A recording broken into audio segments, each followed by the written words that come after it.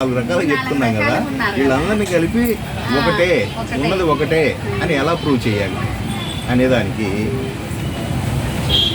ముందుగా ఆ కథలోకి వెళ్ళబోయే ముందు నా పేరు రవికుమార్, నా భార్యకి ఏమండి, నా కొడుక్కి నాన్న అవును కదా, అట్లాగే పక్కింటి ఆయనకి నా ఫ్రెండ్కి ఏరా, ఏ పేరు పెట్టి పిలిచినా కూడా నేను పలుకుతున్నాను.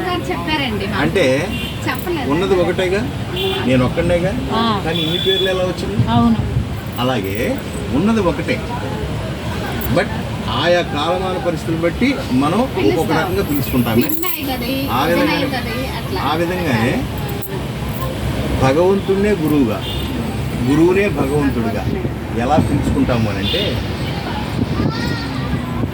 ఒక ఆవిడ చాలా ధార్మికమైనటువంటి కుటుంబం, చక్కగా పూజ పునస్కారాలు చేసుకునేటటువంటి అనుష్ఠానం ఉన్నటువంటి కుటుంబం అన్నమాట.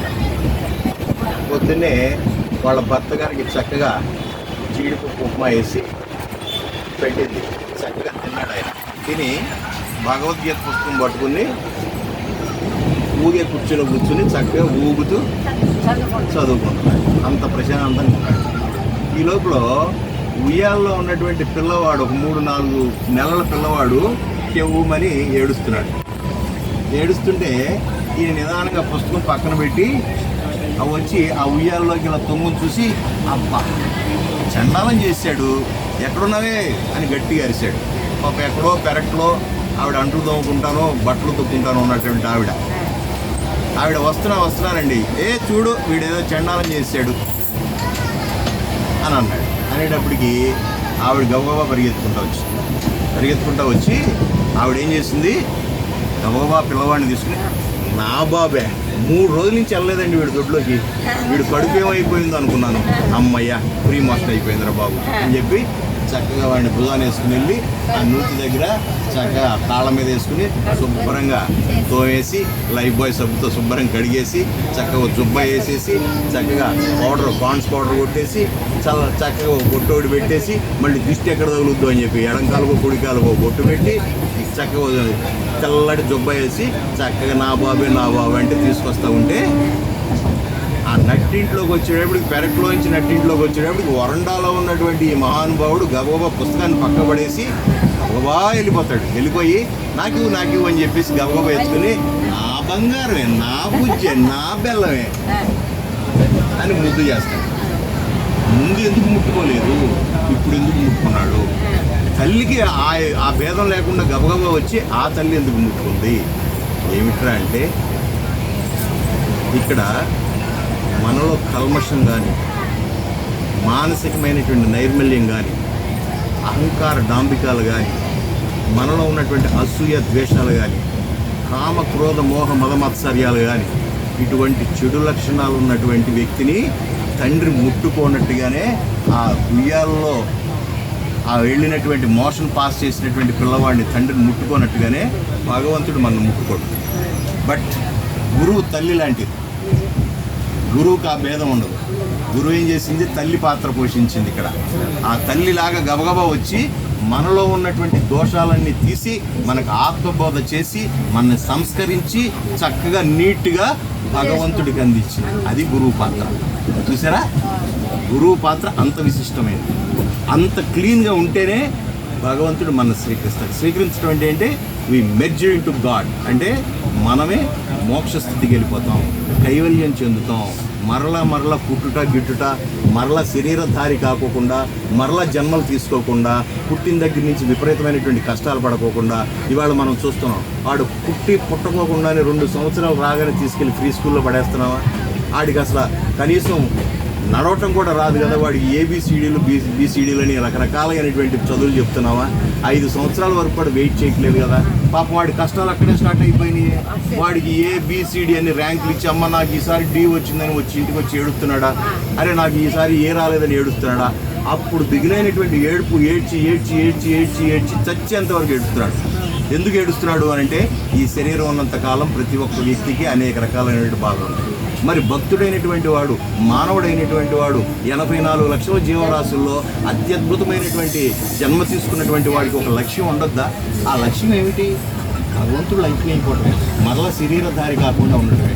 అటువంటి భక్తుడు పెట్టుకోవాల్సినటువంటి పరమ లక్ష్యం ఏమిటంటే ఆత్మజ్ఞానం కోసం ప్రాకులాడి ఆత్మజ్ఞానం పొంది భగవంతుల్లో ఐక్యమై ఉండటం. అంటే ఈ కాస్మిక్ ఎనర్జీలో మనం కూడా మెర్జ్ అయిపోయి మరలా నీచమైనటువంటి యోనుల్లో పుట్టకోకుండా, నీచమైనటువంటి జన్మలు తీసుకోకుండా, పుట్టిన దగ్గర నుంచి బాధలే కదండి.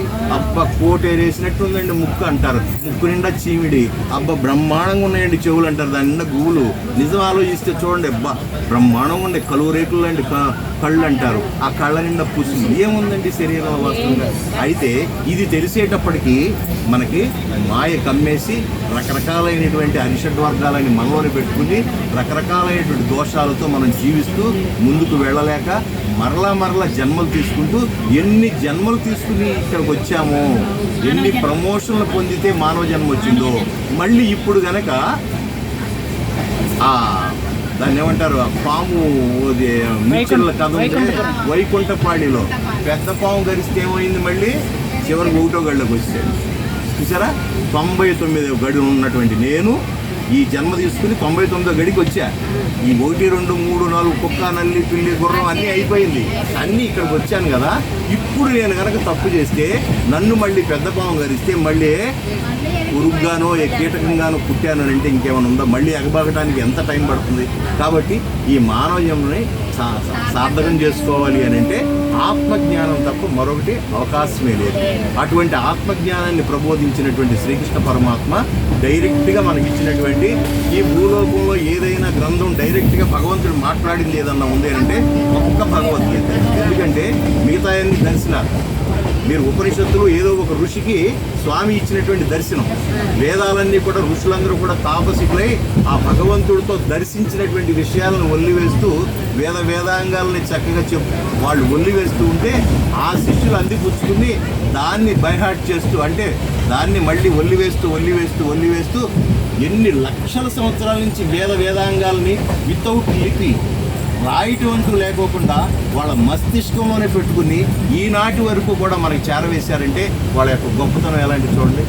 ఋషులు ఎక్కడ కూడా మొట్టమొదటి రాయలేదు కదా, వాళ్ళు వచ్చినటువంటి దర్శనాన్ని మంత్ర రూపంలో బయటికి చెప్పేవాళ్ళు. అక్కడ ఉన్నటువంటి మనలాంటి శిష్యులు దాన్ని విని దాన్ని జాగ్రత్తగా పొదిగి పట్టుకుని మళ్ళీ వాళ్ళు ఒల్లివేస్తే వాళ్ళ శిష్యులకు చేరింది. అట్లా నిదానంగా బండల మీద చెక్కడం మొదలుపెట్టారు వేదాన్ని. ఆ తర్వాత తాటి ఆకుల మీద రాయటం మొదలుపెట్టారు. ఆ తర్వాత పుస్తకాల్లోకి ఎక్కింది. ఇవాళ ఏ సెల్ ఫోన్లో కొడితే అధర్వణ వేదం కావాలా, మరి సామవేదం కావాలా, యజుర్వేదం కావాలా దొరుకుతుంది. ఎంత నాలెడ్జ్ ఎక్కడి నుంచి ఎక్కడి వరకు వచ్చింది? ఇదంతా గురు శిష్య పరంపర కదా. అందుకని గురువు దైవం అయ్యాడు. చూసారా, గురువుకి దైవానికి ఎటువంటి భేదం లేదు. అయితే స్లైట్ డిఫరెన్స్ ఏంటంటే మనలో ఉన్నటువంటి కల్మషాలన్నీ పూర్తిగా కడిగివేసి గురువు భగవంతుడు ఐక్యం చేసే ఒక బ్రిడ్జ్ లాంటి వాడు అనమాట. అంటే ఇందాక నేను చెప్పినట్టుగా నేనే తల్లిని, నేనే వాళ్ళ ఆయన్ని, నేనే పక్కింటోడికి ఏరా, నేనే పక్కింటోడికి ఫ్రెండు, ఇంకొక ఆయనకి నా పేరు పెట్టి పిలుస్తాడు. ఎన్ని రకాలైనటువంటి పేర్లు పిలిచినా కానీ ఉన్నది ఒకటే దైవం. నువ్వు అల్లా అను, యేసు అను, క్రైస్తవు అను, లేకపోతే ఇంకోటి ఏదైనా నువ్వు పలుకు అది నాకే చెందుతని భగవద్గీతలో చెప్పాడు. అలాంటప్పుడు భగవద్గీత ఇచ్చినటువంటి శ్రీకృష్ణ భగవానుడు ఇచ్చినటువంటి గొప్ప హామీలు, మనకి బ్రహ్మాండమైన హామీలు ఏంటంటే మనకు ఆ లిబరేషన్ ఇచ్చాడు, ఆ స్వేచ్ఛ ఇచ్చాడు. నేను అల్లా అంటానంటే ఓకే, గ్రాంటెడ్. నువ్వు అల్లాను, నువ్వు యేసు అంటానంటే ఓకే, అవన్నీ నాకే చెందుతాయి. అలాంటప్పుడు మనకి ఎందుకు వేరియేషన్స్? కాబట్టి ఆయన ఇచ్చినట్టు అయ్యా నేను మీ గీత బోధ చేసేటప్పటికి అర్జునుడికి 70 సంవత్సరాలు 75 సంవత్సరాలు, శ్రీకృష్ణ భగవానుడికి 80 సంవత్సరాలు వచ్చేది. ఆ టైంలో బోధ చేస్తే ఆయన అంటాడు, అర్జునుడు అడుగుతాడు క్వశ్చన్, అయ్యా ఇప్పుడు మీరు ఇంత ఆత్మబోధ చేశారు, నా వయసు ఏమో సగకాలం పైన అయిపోయింది, నేను కనుక ఇప్పటి నుంచి ఆత్మజ్ఞానం కోసం ప్రాకులాడుతూ ఉంటే నా జన్మ సరిపోద్దో లేదో, ఈ మధ్యలోనే నేను జన్మ చాలించి చనిపోయాను అనుకో, మరి రెంటికి చెడ్డ రేవడిని అవుతారేమో. ఇక్కడ లౌకికమైనటువంటి సుఖాలను వదిలేసుకుని ఆత్మజ్ఞానం కోసం అరులు చేస్తూ ఒక రకంగా ఆత్మజ్ఞానాన్ని పొందలేక, ఆత్మానుభవం రాక, ఈ లోపలనే ఇక్కడే ఉన్నటువంటి సౌకర్యాలు, ఇక్కడ ఉన్నటువంటి వస్తువాహన ప్రపంచంలో భౌతికమైనటువంటి విషయాల పట్ల ఆసక్తి అన్నీ తగ్గించుకుని జాగ్రత్తగా ఉన్నా కూడా నాకు పూర్తి స్థాయిలో ఆత్మజ్ఞానం రాక నా పరిస్థితి ఏంటి అని అడిగితే ఆయన ఇచ్చినటువంటి గొప్ప హామీ ఏంటి తెలుసా? ఏం లేదు బంగారు, 100 మెట్లు ఎక్కితే నీకు వైకుంఠం, కైవల్యం లేదా లిబరేషన్ లేదా మోక్షం అన్నాం. నువ్వు 50-55 మెట్టు దగ్గర నీ జీవితం చాలించేసావు. అవునా? నెక్స్ట్ జన్మలో నిన్ను మహాపండితుడి ఇంట్లో పుట్టిస్తా, మంచి జమీందారీ కుటుంబంలో పుట్టిస్తా. నీకు బతుకు తెరువు కోసం రోజువారీ ఎత్తుక్కునే పని లేకోకుండా చక్కగా ఆత్మజ్ఞానం పొందడానికి వీలైనటువంటి కుటుంబంలో జన్మిస్తాను. నువ్వు 55వ స్టెప్ వరకు ఎక్కావు కదా, ఇప్పటి నుంచి జర్నీ స్టార్ట్స్ విత్ 56. 56 నుంచి జర్నీ స్టార్ట్ అవుతుంది, అంతేగాని నువ్వు జీరోకి ఏం పడిపోవు.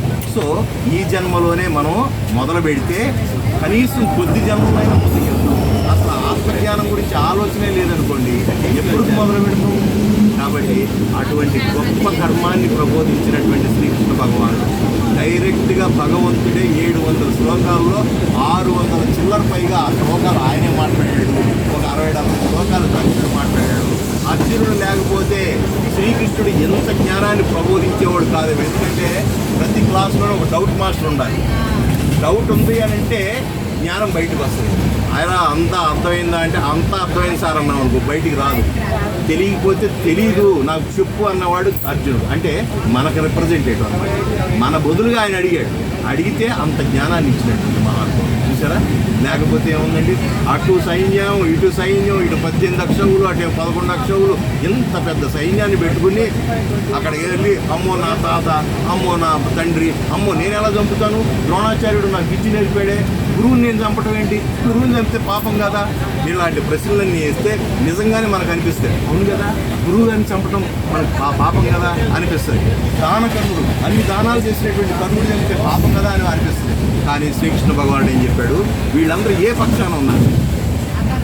వీళ్ళు ఉన్నది అధర్మ పక్షాన ఉన్నారు. నువ్వు మంచివాడివే, కానీ నువ్వు ఎక్కడున్నావు అనేది పాయింట్. నువ్వు ధర్మాన్ని మోస్తున్నావా అధర్మాన్ని మోస్తున్నావా? చూసారా? అటువంటి అధర్మాన్ని మోసేటటువంటి వాడికి ఫస్ట్ పనిష్మెంట్ వచ్చింది. 7-8 రోజుల యుద్ధం తర్వాత మొట్టమొదటిగా కౌరవ సైన్యంలో నెంబర్ 1 క్యాండిడేట్ ఆయన ఉంటే గనక ఈ సైన్యం అంతా కూడా మరి కౌరవులే గెలుస్తారు, ఈయన్ని తుదముట్టించాలని మొట్టమొదటి పనిష్మెంట్ ఎవరికి ఇచ్చాడు? భీష్మాచార్యుడికి ఇచ్చాడు. భీష్మాచార్యుని పడగట్టకపోతే వీళ్ళంతా అవుటే. ఎందుకంటే 7-8 రోజుల్లోనే టోటల్ 3 వంతుల యొక్క సైన్యాన్ని, పాండవ సైన్యాన్ని కైవసం చేశాడు అంతే. అటువంటి ఆయన కూడా అధర్మం వైపు ఉన్నాడు కాబట్టి ఆయనకి మొట్టమొదటి అంటే ధర్మాన్ని నిలబెట్టడానికి శ్రీకృష్ణ భగవానుడు ఈ లోకంలో దిగి వచ్చాడు. సరే, అటువంటి మహానుభావుడు చెప్పినటువంటి ఆ గ్రంథాన్ని మనం ఇవాళ చేతితో పట్టుకుంటే, చదివితే, దానికి సంబంధించిన 1-2 శ్లోకాలు అర్థం చేసుకుంటే, మన జీవితాల్లో ప్రవేశపెట్టుకుంటే మన జీవితం మారదా? ఆఫ్టర్ ఆల్ ఒక చిన్న రేకు ముక్క మీద వాళ్ళ ధర్మంలో అల్లా అని మన ధర్మంలో రామ అని రాస్తే మనం దాన్ని చక్కగా మడిచి తాయిత్తలాగా పెట్టుకుంటున్నానే. చూసారా? బీజాక్షరంగా పెట్టుకుని 700 శ్లోకాలు ఎన్ని బీజాక్షరాలు ఉన్నాయి? నువ్వు రోజుకొకసారి పుస్తకం ఎందుకు పట్టుకోవు? చూసారా? ఆ 700 బీజాక్షరాలు, శ్లోకాల్లో ఉన్నటువంటి బీజాక్షరాలు నీ చేతిలో ఉన్నాయి కదా, నీ మస్తిష్కంలోకి వెళ్ళాలి కదా. ఎనిథింగ్ నీ తాయిత్తుతో పనే ఉంది.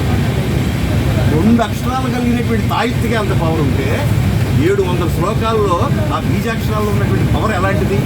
అది డైరెక్ట్గా భగవంతుడు చెప్పినటువంటి గ్రంథం. నీకు వేదాలు కూడా డైరెక్ట్గా చెప్పాలి. వేదాలు అపౌరుషేయాలు అవన్నీ కూడా ఋషులు దర్శించి చెప్పారంటే మధ్యలో మీడియేటర్ ఉన్నాడు. బట్ ఇక్కడ there is no mediator at all. డైరెక్ట్గా గాడ్డే ప్రజలకు చెప్పాడు. ఆనాడు అర్జునుడు విన్నాడు, ధృతరాష్ట్రుడికి లైవ్ కాస్ట్ వెళ్ళింది ఎవరి ద్వారా? సంజయుడి ద్వారా. చూసారా? వెనకాల పైన ధ్వజంలో ఎవరున్నారు? ఆంజనేయుడు వింటున్నాడు. బ్యాక్గ్రౌండ్లో ఎవరున్నారు? వ్యాస మహర్షి. ఇదంతా వింటున్నాడు. ఇంతమంది సమక్షంలో డైరెక్ట్గా చెప్పినటువంటి భగవంతుడికి డైరెక్ట్గా చెప్పినటువంటి ఇది ఒక్కటి పట్టుకుంటే మిగతాయి ఆటోమేటిక్గా అన్నీ అర్థం. చూసారా? అంత గొప్ప గ్రంథము. అటువంటి వ్యక్తుల్ని మిమ్మల్ని నన్ను కూడా జప చేశాడంటే స్వామి నీల కదా. ఎందుకంటే శ్రీకృష్ణుడు ఇందాక నుంచి నేను ఏం ఆలోచిస్తున్నానంటే అసలు మీరు ఏంటి అనేది తెలుసుకోవాలి కదా, లేకపోతే ఓకే మాట్లాడాలి. కానీ నిజంగా శ్రీకృష్ణుడి గురించి తలుచుకుంటేనే ఒళ్ళు పులకొస్తుంది. ఆ మహానుభావుడు ఆ రోజున ధర్మం కోసం నిలబడకపోతే ఇవాళ ఆయన పేరు చెప్పుకునే అవకాశం లేదు. రెండోది, తీరా యుద్ధంలోకి వెళ్ళిపోయినాక నాకు యుద్ధం వద్దు, నేను అడుగు తింటా, ప్లీజ్ బాబా నేను వెనక్కి వెళ్ళిపోతాను, నా తాతను చంపలేను అని అన్నప్పుడు మనలాంటి వాళ్ళు మనం ఏమంటామండి? నీ కోసం కదా వచ్చాము, నీ తరపున వచ్చాం కదా, నువ్వే వద్దంటే మాకెందుకు పోటట ఓ అని చెప్పేసి వెనక్కి వచ్చేస్తాం. అలా గనక శ్రీకృష్ణ మహానుభావుడు ఆ రోజు వెనక్కి వస్తే ఇవాళ శ్రీకృష్ణుడు లేడు. శ్రీకృష్ణుడి గురించి మాట్లాడే అవకాశం ఉంది. కానీ ధర్మాన్ని నిలబెట్టడానికి ఆయన అంత కంకణం కట్టుకుని పోనీ ఇంత చేస్తే ఆయనకి ఏమైనా వచ్చిందా? సెంటు ఆస్తి సెంట్ ఆస్తి ఎవరైనా ఇచ్చారా? దేనికోసం ఆశించాడా? పైగా ఫోర్ ఫ్రంట్లో ఉన్నాడు. ఎక్కడున్నాడు? మీరు గరిగిపాటి నరసింహారావు చెప్తే నాకు కళ్ళం నీళ్ళు వచ్చి ఏడు తెలుసా? ఆయన సారథిగా అర్జునుడు కాళ్ళ దగ్గర కూర్చుని. డ్రైవర్ ఎక్కడ ఉంటాడు? కొట్లో ఉంటాడు కదా. లెఫ్ట్కి తిరగాలంటే లెఫ్ట్, రైట్ తిరగాలంటే రైట్, కాళ్ళుతో ఇలా అంటే వెళ్తుంది. అంటే అర్జునుడు కాలుతో తన్నించుకుని పార్థసారథి అటు ఇటు డైరెక్షన్ ఇచ్చి ఆ మహాభారత యుద్ధాన్ని 5గురు చేత చేసి ధర్మాన్ని నిలబెట్టాడంటే ఇవాళ కోర్టులు, న్యాయస్థానాలు ధర్మం గురించి ఇది తప్పు ఇది ఒప్పు అని మనం మాట్లాడుకుంటున్నామంటే కేవలం శ్రీకృష్ణ భగవాను వల్ల. ఎందుకంటే ఆ రోజునే కనుక శ్రీకృష్ణ భగవాను లేకపోతే తుక్కు తన్నేవాళ్ళు, పాండవులంతా అయిపోయేవాళ్ళు. అప్పుడు ఏమయ్యేది? లోకమంతా ఎవడ బలవంతుడైతే వాడిదే రాజ్యంరా. తప్పు ఒప్పు ఏంటి? నువ్వు బలవంతుడు కాదు, నువ్వు వీక్, నువ్వు సరెండర్ అయిపోయానేవాడు. ఇక అప్పుడు కోర్టులతో పని ఉండేది కాదు. ఇవాళకి ధర్మం న్యాయం గురించి మాట్లాడుతామంటే బికాస్ ఆఫ్ శ్రీకృష్ణ. అటువంటి సంఘంతో మీతో మమ్మల్ని కలిపాడు. జై శ్రీకృష్ణ, జై శ్రీకృష్ణ.